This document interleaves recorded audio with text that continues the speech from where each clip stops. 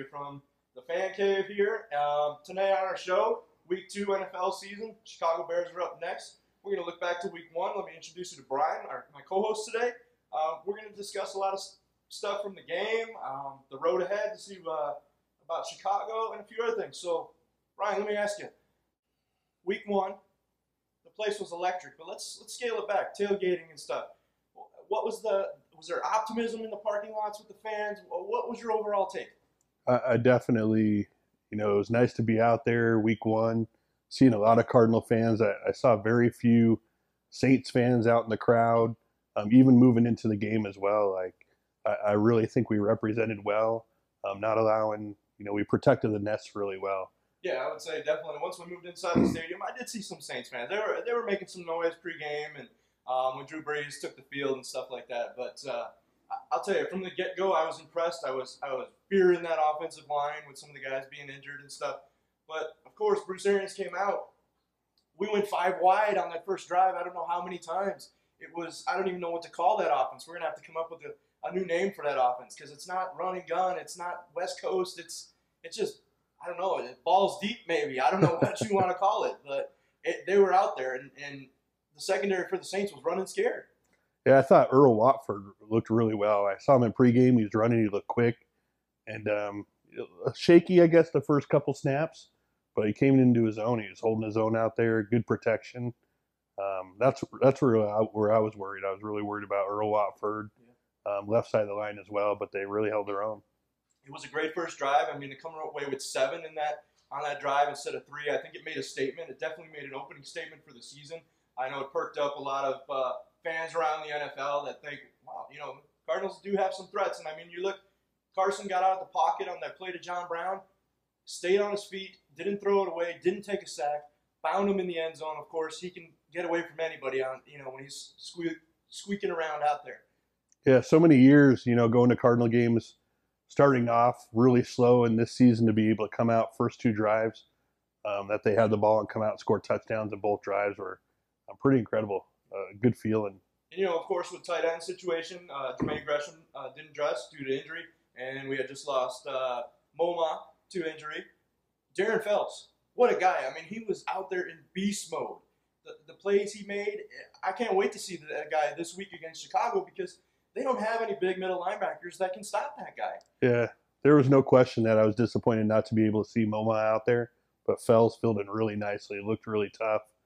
He was open quite a bit. He was a big target in the end zone, no question about it. Yeah. It's so nice. For years we've been always saying, well, we can't cover anybody else's tight end. We couldn't cover. Well, you see what happens when you lose a Jimmy Graham, Drew Brees. Didn't have anybody over the middle to go to. And, the no-fly zone took care of most of the passes. Oh, yeah. No, definitely. I would definitely agree. No question about it. And one more thing I touch on, David Johnson at the end. Well, what about the icing on the cake right there? I mean, that guy has a speed. He hit the afterburners, and he was gone down the field. I definitely didn't think he had that speed, and I think we're having a good opportunity to see what he's all about this week, with Ellington being out. So should be exciting. Well, I agree. So we'll wrap it up there. We're not going to talk stats and all that stuff. You can search all that stuff online. The only stat that matters, 1-0 in the column, and we're on to Chicago next. Eric, again, back at you from the Fan Cave here with my co-host, Brian. So, Brian, this week we look ahead. Chicago Bears. We're headed wheels up in the morning to Chicago. It's going to be a great trip. If you've never been on a road game, it's a fantastic time to invade another stadium, have fun, cheer for your team. So with that being said, I have packed us some road essentials, Brian, for the game. I just want to show the fans kind of my suitcase isn't fully packed yet, but I just have some of the important stuff in there. All right. So first off, packed a little headgear for us. Of course, you gotta have the cool headgear when you're out there. Because, I like it. Face paint and stuff like that. I don't know. It might be too humid and stuff like that. So the headgear, got the bird headgear. We're rolling with that. We're gonna represent up there in the front row of the end zone in Chicago, repping our Birdgang flag. So we'll be holding this up. Hopefully. Make a little television time ourselves out there in Chicagoland. Flag looks good. I like it. One more essential for when we're roaming the city and eating some of that deep dish pizza in them Chicago dogs. We've got our Birdgang 88 jerseys, of course. So we're going to be repping. Everybody's going to know that the Birdgang has rolled into the Windy City.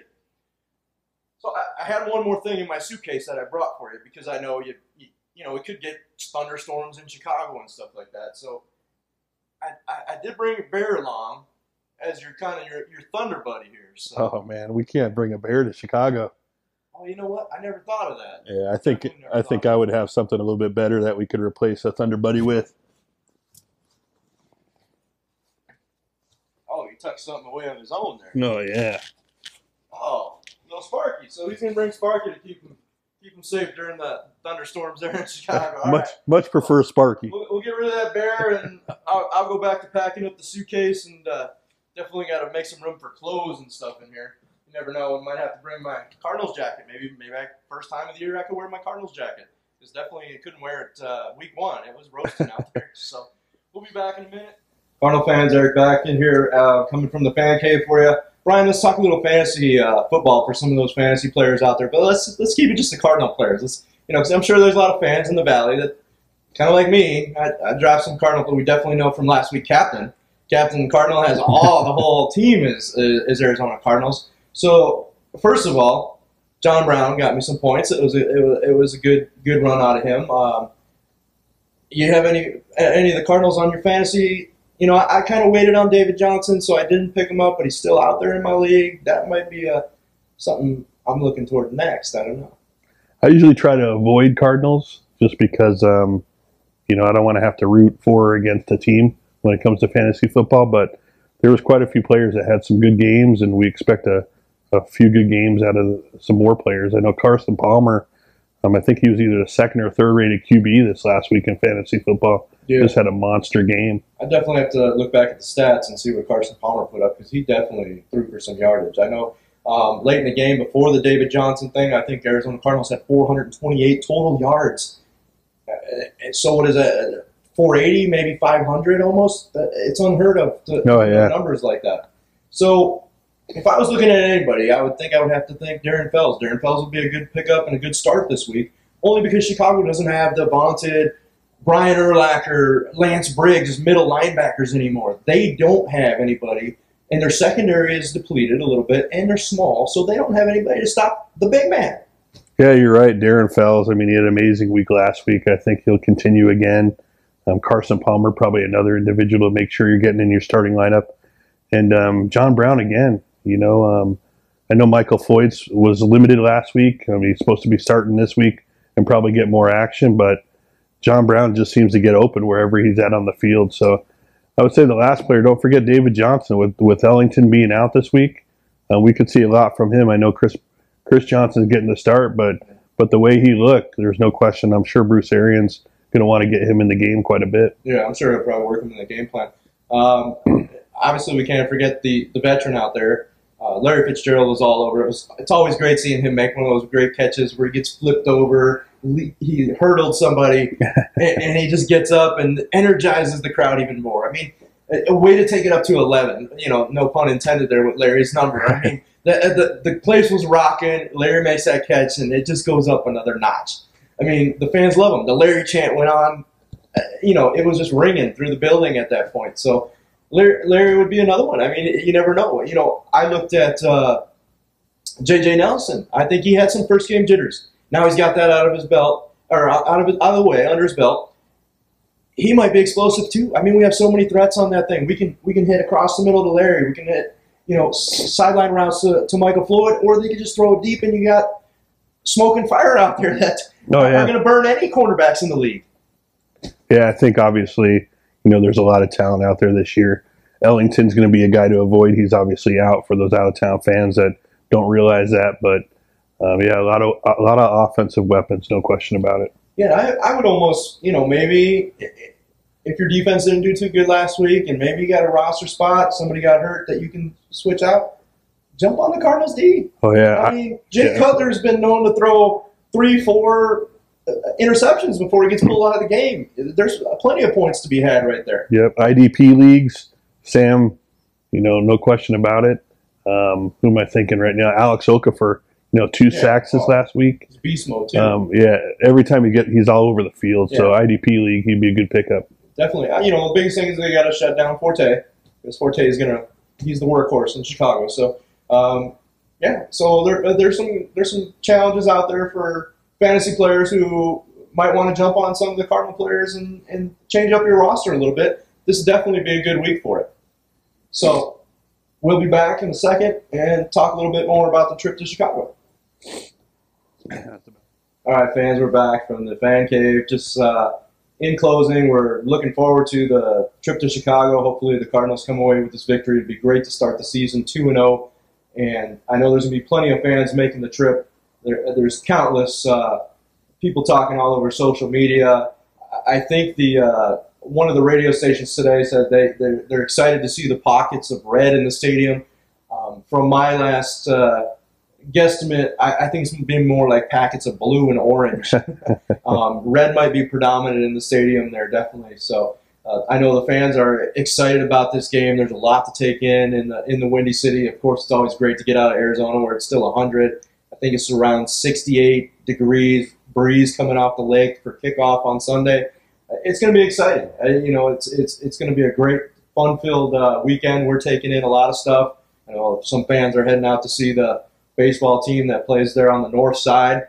So, if you get into town and see the game, definitely follow us on social media. We're going to be doing some periscoping all over the city. We're going to do some fan meetups, kind of get-togethers. Just jumping around. It's going to be busy, busy, busy. I'll be glad when I can finally get in that stadium and sit down and then stand up and cheer for our Redbirds as they take on the Bears. You have anything else that you want to add about the excitement of the trip, Ryan? Yeah, I mean, a road game is always amazing to go to, no question about it. And it's a little tough, too. It's always tough to win on the road in the NFL. So you always worry when you're going on the road to be able to, root on your team and hope for a victory. But I'm excited about, obviously the food in Chicago, the atmosphere, and meeting a lot of the fans that actually take to the road and follow the team. Yeah. It's kind of funny because obviously in college football, a lot of fans travel. It's their alma mater. They have kids that play on the game. They have grandkids. They have nephews. And in the NFL, it's kind of different because the fans kind of build that feeling that they're family, and that's what's nice about it. So, the players see you, and they know that if you're a fan from Arizona in Chicago, they're gonna acknowledge you in the stands because they appreciate that. They don't want to have everybody booing them or just complete silence when they have the ball. So we're definitely gonna make some noise. I lost my voice Sunday, just got it back this morning in time to do the show. Hopefully, I don't lose the voice again. If I do, oh well. It'll be a quiet flight back. So again, we'll come to you live from the fan cave next week when we get back. We're gonna look forward to the 49ers coming into town. Hopefully, they maybe drop a game this week, and we could be up 2-0. That would be great. So we're gonna shoot. We should have a special guest for the 49ers show.